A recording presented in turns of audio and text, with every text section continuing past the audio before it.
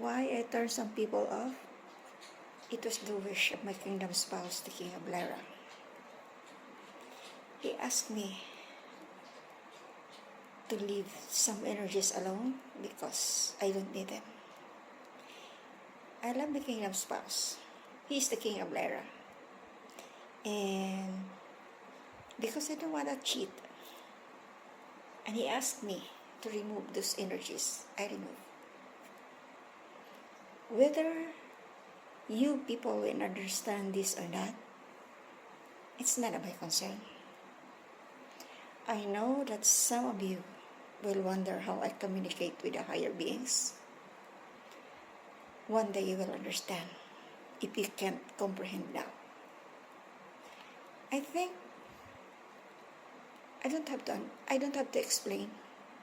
Whatever you believe, believe it. I am directly connected to my kingdom spouse in the higher realms. I am directly connected to my team. I am directly connected to the angelic realm. I am directly connected to the ascended masters. So, believe it or not, it doesn't really matter.